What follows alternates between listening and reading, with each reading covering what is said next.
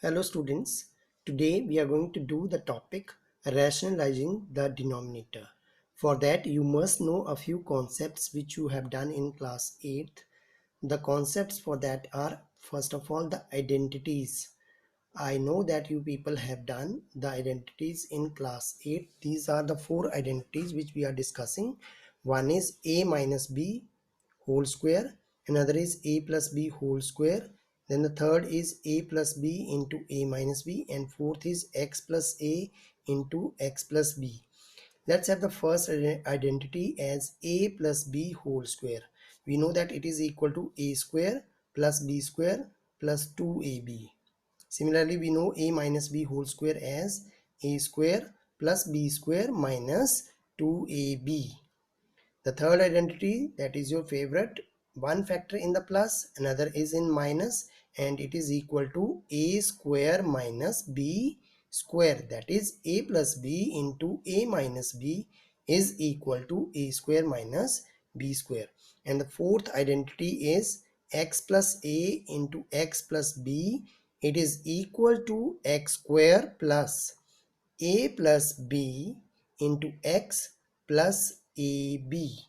So these are four identities which we have done in class 8. Identities are nothing but these are the formulae in which we can put any other value and it is verified.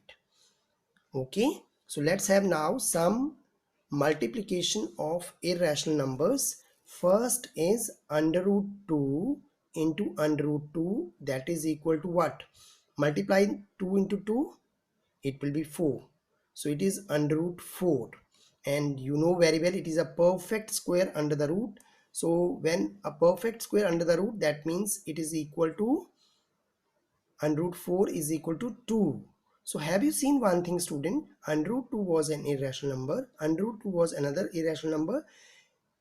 Two irrational numbers multiplied to each other can give us a rational number also.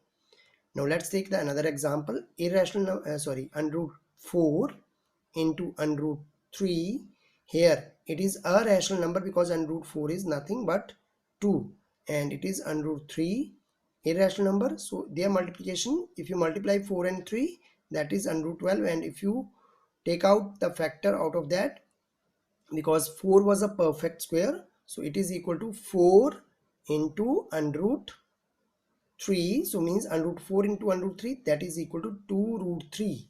So children, you must have seen that very well that it may give us a rational number as well as it may give us an irrational number. Once again I'm telling, irrational into irrational can give us a rational number, or rational into irrational can also give us irrational number. Let's have third part now, in which we have irrational number into irrational number, root 2 into root 2. Okay, so it again give us a rational number because answer is 4 in that. So this is nothing but rational number, and here irrational number into irrational number is an irrational number because root 3 into root 2 will give us root 6, and outside numbers were 3 and 4. If you multiply that, 3 4 is the 12, and the roots when multiplied to each other, 3 into 2 will give us root 6. So it is rational into irrational is an irrational number. So easily I think you can identify from there how do we go for the multiplication of these rational or irrational numbers to each other. Why we are doing this? Because the next topic means rationalizing the denominator is totally based on these. Let's be firm about multiplication of these number, and let's have certain examples for these identities. Here we go with the first example, root 5 plus root 3 whole square. Children, can you look at this question? Which identity can be used here? Identity a plus b whole square can be used here. What is a plus b whole square? It is a square plus b square plus 2ab. Can you tell me what is your a and b here? Under root 5 is your a and under root 3 is your b. So it is equal to under root 5 whole square plus under root 3 whole square. So this comes your a square, this comes your b square, and plus 2 into root 5 into root 3. If you want to distinguish that, you can put a multiply sign here also. 2 into root 5 into root 3. So open the brackets now, or open the squares for that. Root 5 square is nothing but it is equal to root 25, plus root 3 square is nothing but root 9, and plus 2 will come the same, and root 5 into root 3, as you have done earlier in the multiplication, is root 15. And after that we can see that root 25 is a perfect square of 5, root 9 is a perfect square of 3, and plus the next number will come the same. It is an irrational number, so we'll keep it on the side only.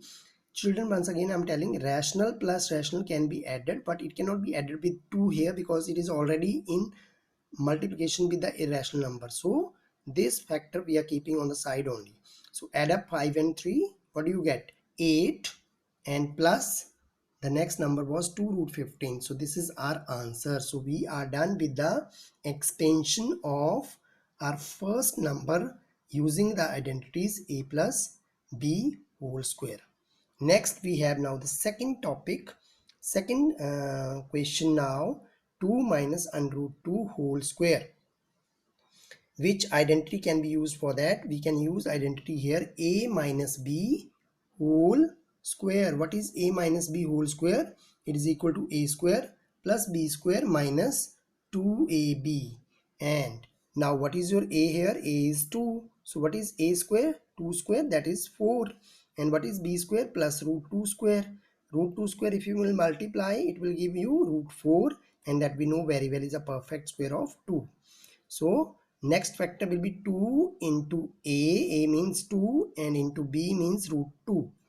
So you can open all these, and now you can add 4 plus 2 is 6, and minus 4 root 2 will be the number, as irrational number will be on the side. So we have obtained here 4 plus 2 is 6 minus 4 under root 2. This is our answer for the second part, 2 minus under root 2 whole square. Let's go for the third part now. Third part we have taken as under root 6 minus under root 5 into under root 6 plus under root 5. One factor is in minus, another is in plus.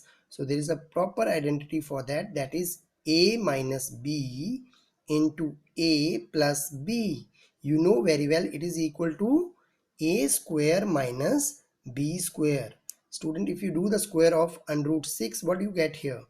Under root 6 is equal to nothing but under root 36, and which is a perfect square of 6, and 6, and under root 5 whole square will be equal to under root 25, that is equal to 5. So 6 minus 5, your answer is 1. So we are done with the 3 questions which were based on the identities. Fourth identity was simple multiplication, so I'm not considering any concept for that because that is simple multiplication. You can easily do that. So these were few identities which are to be applicable in rationalizing the denominator. Children, I'm taking the main topic now as rationalizing the denominator. So here we have the first part. This was the topic for today, rationalizing the denominator. In order for notation for denominator, I will just write den dot. So here is our first example. Let's see the 3 example here. These are our 3 examples which we have to explain.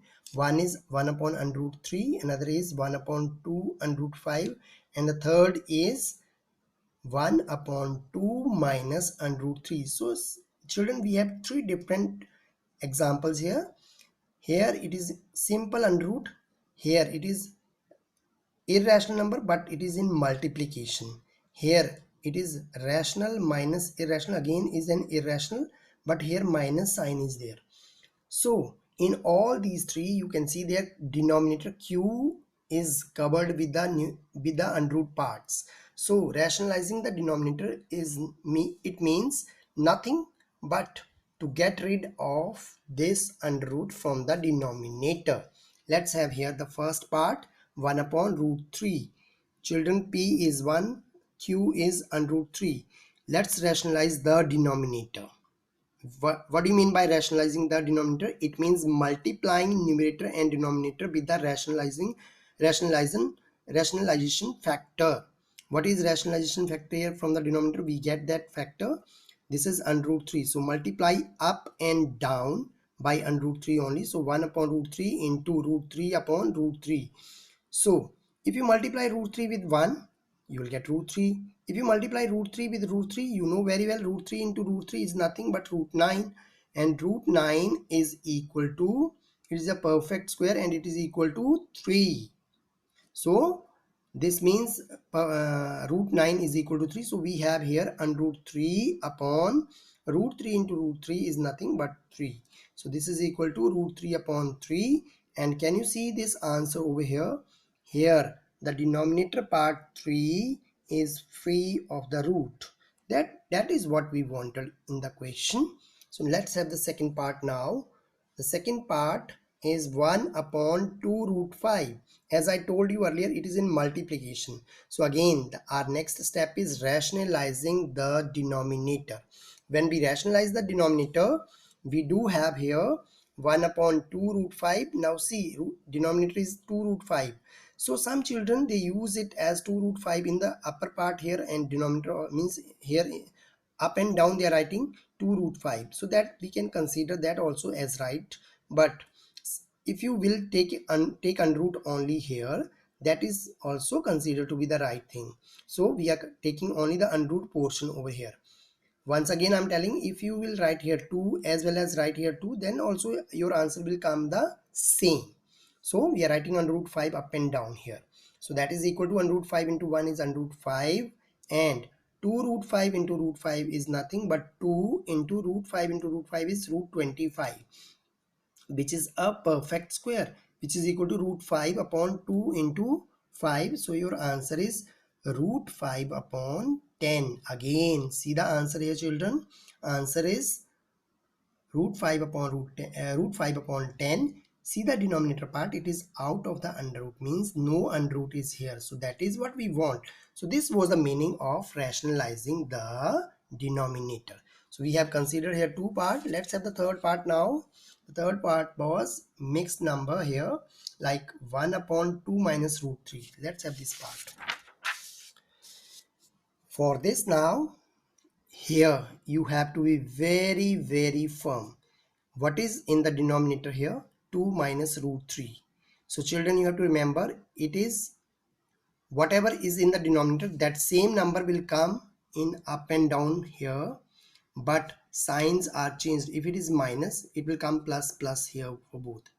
For example, if it is plus here, then it will come minus here, up and down.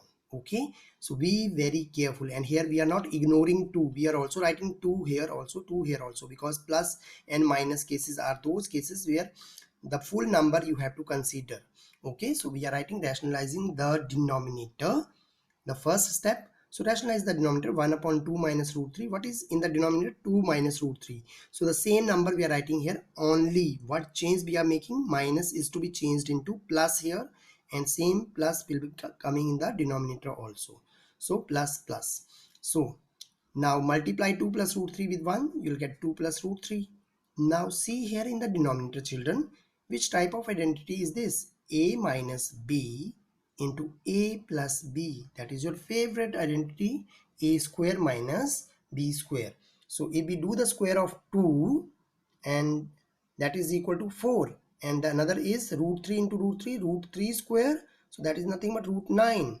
So in the next step, it is 2 plus root 3 upon 4 minus root 9 is 1, nothing but 3. So 4 minus 3 is 1. Numerator will not change, it will come the same, 2 plus root 3, 2 plus root 3, 2 plus root 3, 2 plus root, same. But 4 minus 3 is 1, and 1 has no meaning in the denominator, so that is 2 plus root 3 as the answer. Once again I'm telling you, if we have a question like this, 1 upon 7 minus 4 under root 2, then what do we have in the rationalizing factor? It is 7 plus 4 root 2 upon 7 plus 4 root 2. See children, if it is minus here, it is plus. And by chance, if it is plus here, by chance if it is plus, then we'll change these also minus, and here also minus. So this is what you have to remember for the rationalization. Means the whatever is in the denominator, that we are going to make the change in the rationalization factor. Okay, thank you so much. I hope I made it clear, and we'll take this topic in the next lecture. And in advance we are going to do that, means the advancement of the topic will be explained in the next lecture. Thank you so much.